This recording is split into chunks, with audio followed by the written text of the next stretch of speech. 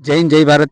સત્ય સૌરાજ ન્યૂઝમાં આપનું સ્વાગત છે. જામનગર શહેરથી આજ આપણી સાથે યુવા નેતા દલિત સમાજના સામાજિક કાર્યકર દિલીપભાઈ સાથે આપણે ચર્ચા કરશી.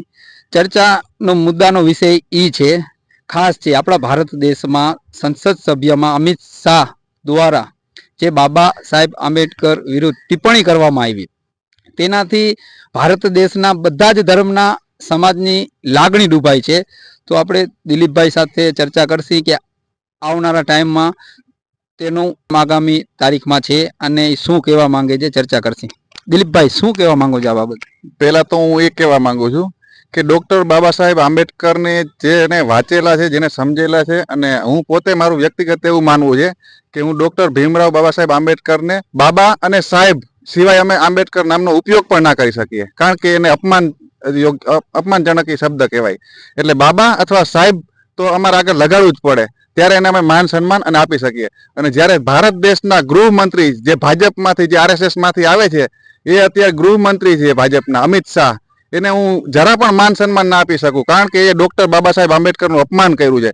આંબેડકર આંબેડકર આંબેડકર વારંવાર એવા શબ્દોનો ઉપયોગ કરી અને સંસદ સભાની અંદર જે તોછણા ભર્યું વર્તન કર્યું છે, એટલે એ ભૂતપૂર્વ તડીપાર રહી ચૂક્યા છે, 90 દિવસની જેલ પોતે ભોગવી ચૂક્યા છે, અને એના ઉપર ગંભીર આરોપ છે, ગંભીર ગુનાઓ કરેલા છે. હવે એ વ્યક્તિ જો અત્યારે આપણે સંસદ સભાની અંદર ડૉક્ટર બાબા સાહેબ આંબેડકરનું અપમાન કરે, એ ક્યારેય સ્વીકારાય નહીં. અને બીજું કે અમે અત્યારે જામનગરમાં સમસ્ત દલિત સમાજના લોકો અત્યારે બહુ ગુસ્સામાં છે. દલિત સમાજ નહીં, અન્ય એસસી એસટી ઓબીસી માઇનોરિટી મુસ્લિમ સમાજ અને બાબા સાહેબે જેને ભારત દેશની સમગ્ર મહિલાઓને સમાનતાનો હક ધરાવવા માટે જે આપણું બિલ રજૂ કર્યું હતું, એ બિલનો પેલા જે હિન્દુ કોડ બિલ રજૂ કર્યું હતું, એ હિન્દુ કોડ બિલનો જે આરએસએસ માંથી આજે અમિત શાહ આવે છે ને, એ આરએસએસ પહેલા એનો વિરોધ કર્યો હતો, વિચાર કરો ત્યારે.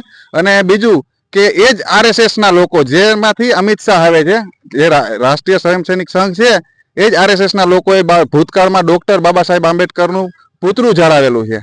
એટલે એ લોકોને છે ને, આ તો એનું મનમાં હતું મોઢે આવી ગયું એવું થયું છે અત્યારે.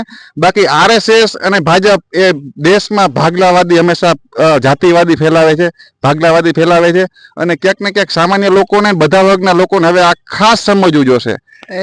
ભાજપ સરકાર દ્વારા અવારને અવાર સ્ટેજ ગોઠવી અને મિટિંગો ગોઠવી અને ભારત દેશમાં જેટલી પણ આપણી હિન્દુ મુસ્લિમ છે, તેની લાગણી ડૂબાવવા માટે એ લોકો એવા ભાષણ દે છે. તો આપણા ભારત દેશને આપણે જનતા તો એના માટે વોટ દે છે કે વિકાસ થાય. તો આ લોકો ભારત દેશને કઈ દિશામાં લઈ જઈ રહ્યા છે?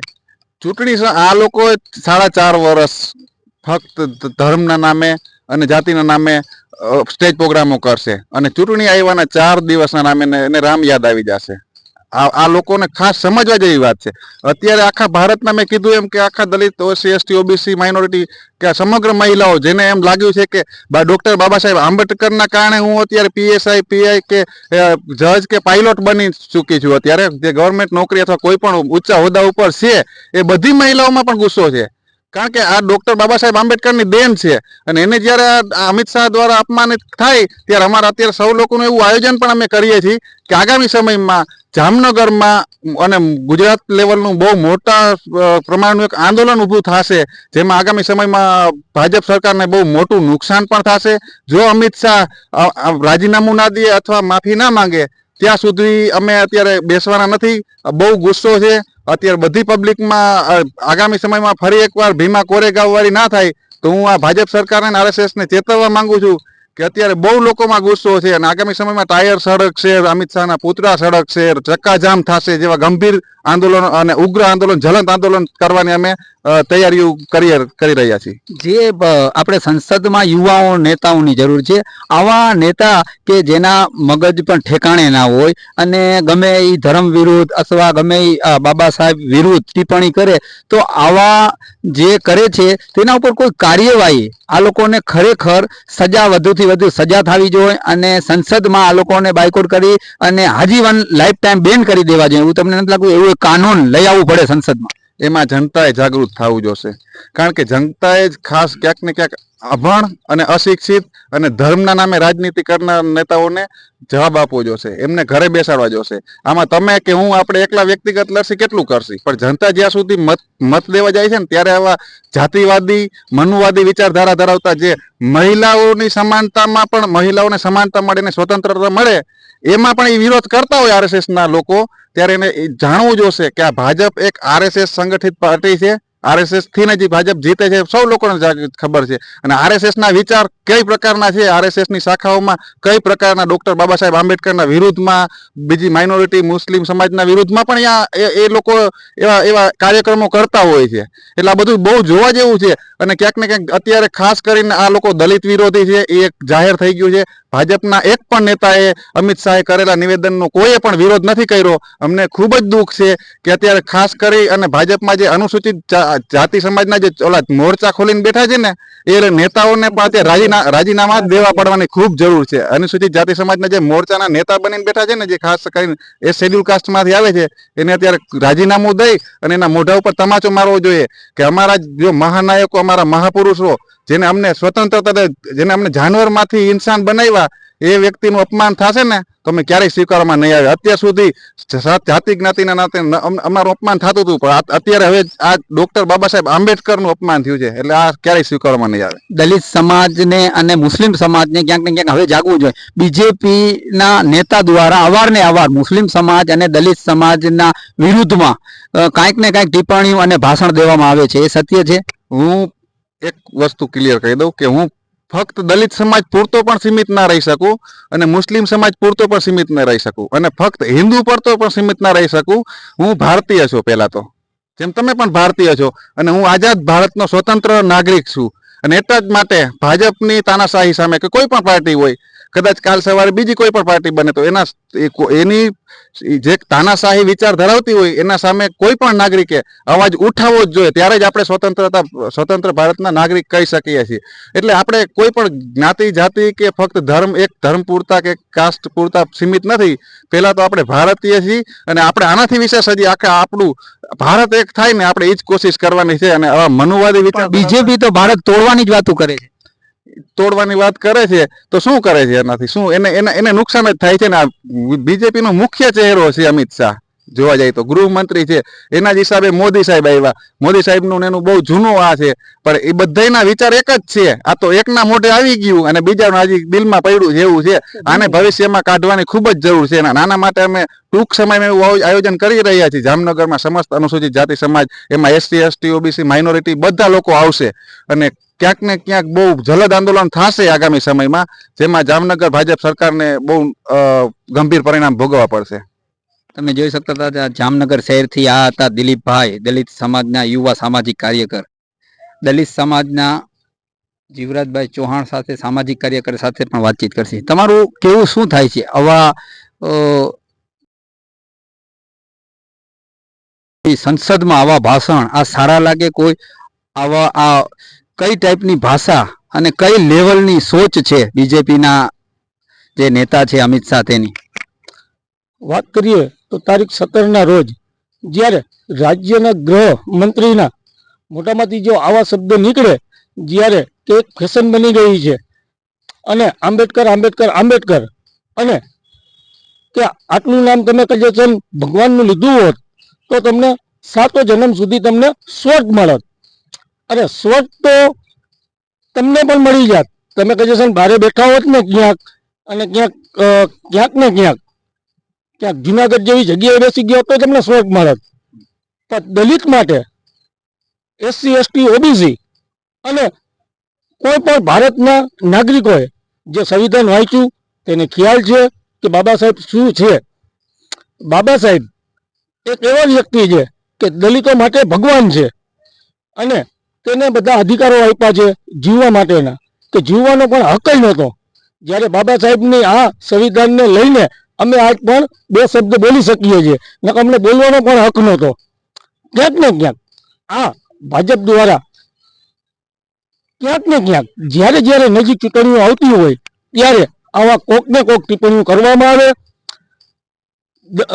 હિન્દુ મુસ્લિમ અને આ રીતના દલિતોના ક્યાંક ને ક્યાંક. એક હું તમને સવાલ પૂછું છું કે ભારત આપણા ભારતના ગૃહમંત્રી દ્વારા અમિત શાહ દ્વારા સ્વર્ગની વાતો કરવામાં આવી સંસદમાં, તો એક વસ્તુ સ્પષ્ટ, હું પણ એક જાગૃત પત્રકાર છું, તેના લીધે એક વસ્તુ હું કહેવા માંગુ છું, તમને સવાલ પૂછું છું કે કોઈ પણ ધર્મ હોય, હિન્દુ કે મુસલમાન, મુસલમાનને જન્નત મળશે અને હિન્દુ સ્વર્ગમાં જશે.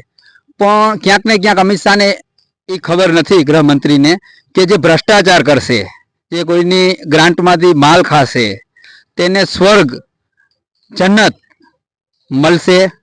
આના વિશે તમે શું કહેજો? જે ભ્રષ્ટાચાર કરશે તો ઉપરવાળાએ જે બંધારણો છે તેને પણ સ્વર્ગમાં ને જન્નતમાં નાખશે. તો પહેલે તો એ જોઈ લેવું જોઈએ ને કે ભ્રષ્ટાચાર કોણ કરે છે અને કેટલી હદ સુધી કરે છે. લોકોની જમીન હડપ કરવી, ખરાબા ખાવા અને ગ્રાન્ટોમાંથી માલ ખાવો. તો આ તો એને થોડુંક ટ્યુશન લેવું પડે કે સ્વર્ગ કેને મળશે અને જન્નત કેને મળશે. એ તો આપ જોઈ શકો છો કે જ્યારે ગોધરાકાંડની અંદર જેવા આવા લોકો તરીપાર હોય અને જેલમાં રહી ચૂકેલા હોય તો એને તો નરગય નહીં મળે, પણ સ્વર્ગ તો અહીંયા રહ્યું, નરગય નહીં મળે. એ રામનું નામ લે છે તો એ નહીં મળે ને એને રામનું નામ લે કે કોઈ પણ મહાદેવનું લે કે હવે આંબેડકરનું લે તો એને નરક નહીં મળે. એટલા બધા કૌભાંડ કર્યા છે. હા, એ તો આપણે જોઈએ જ છે. ભારત દેશ આખો જોવે છે, વિદેશમાં પણ એની ચર્ચાઓ છે કે આ તરીપાર છે, આવા કાંડ થયેલા છે અને અન્ય કાંડો તો એવા દબાયેલા છે. જ્યારે પણ આ સરકાર પડી જશે ત્યારે આ લોકો એનું પરિણામ ભોગવવું જ પડશે. જ્યારે કોર્પોરેટર બને છે, જ્યારે કોઈ પણ અન્ય ચૂંટણી થાય છે, ત્યારે એના પાસે કાંઈ નથી હોતું અને પછી એટલો રૂપિયો, એટલી જમીન, દુકાનો આવી જાય છે અને આવી વાતો કરે છે સ્વર્ગની. હજી સ્વર્ગ જોઈ છે એટલું કૌભાંડ કરી. ક્યાંક ને ક્યાંક જે તમે વાત કરી કે ચૂંટણીમાં પૈસા ક્યાંથી આવે છે, એક ધર્મના નામે એક ફાઉન્ડેશન જ ખોલી રાખ્યું છે અને બિઝનેસમેનો એનો પૂરતો સપોર્ટ કરે છે.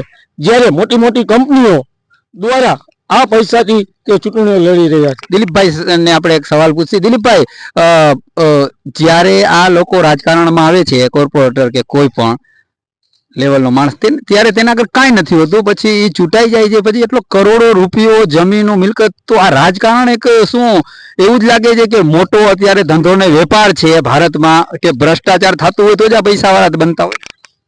આમાં એવું છે ક્યાંક ને ક્યાંક પહેલેથી જ સંવિધાનને પૂરતી રીતના લાગુ કરવામાં નથી આવ્યું. સંવિધાનનો આ લોકોએ ગેરઉપયોગ જ કર્યો છે.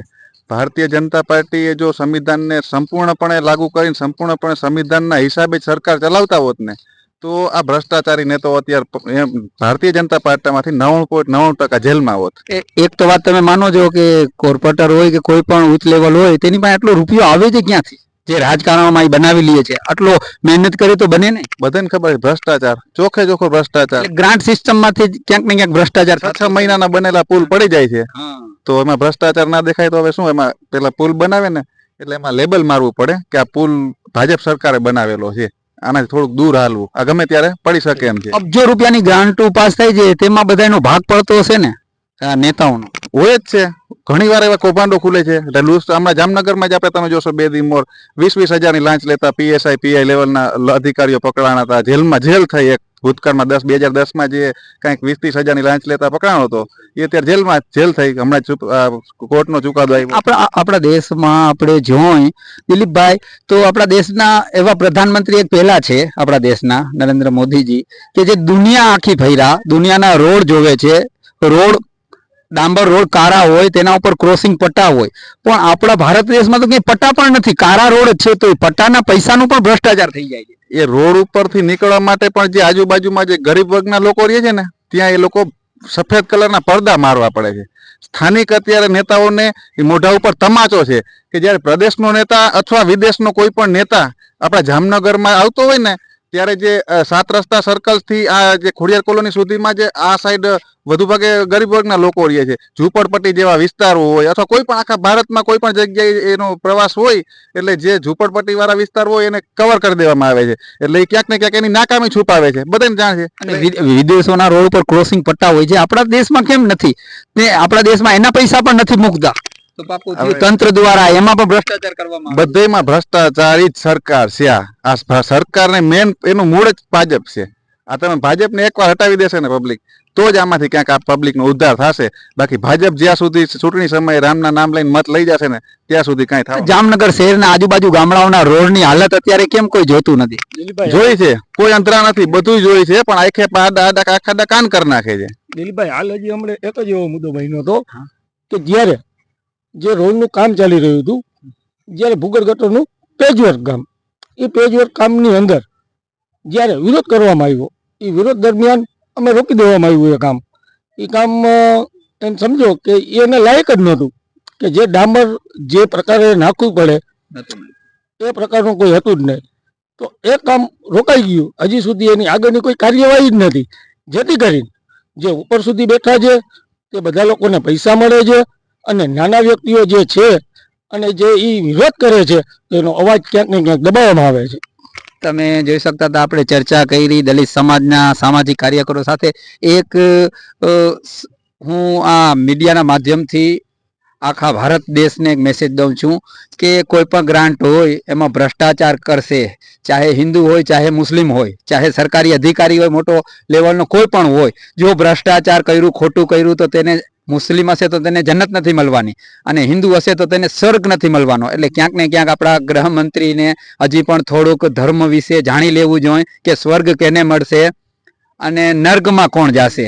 એટલે જે દુનિયામાં ભ્રષ્ટાચાર કરવા આવ્યા છે, જે ગ્રાન્ટોમાંથી આપણા દેશને ખોખલો કરે છે, તેને તદ્દન ક્યારેય નથી સ્વર્ગ મળવાનો. ચાહે હિન્દુ હોય તો તેને સ્વર્ગ નથી મળવાનો, અને મુસ્લિમ હોય તો તેને જન્નત નથી મળવાની. એટલે આ એક પોઈન્ટ આપણા ગૃહમંત્રી અમિત શાહ ને એક આ હું વિડિયાના માધ્યમથી કહું છું કે કાંઈ કોઈ ભણતર વગર એ સંસદમાં આવા ભાષણ દેતા હોય, કોઈ જ્ઞાન જ નથી, ધર્મનું જ્ઞાન હોય તો તેને સ્પષ્ટ ગમે ધર્મના માણસને ખબર પડી જાય કે જે ભ્રષ્ટાચાર કરે છે તેના માટે સ્વર્ગ કે જન્નત નથી.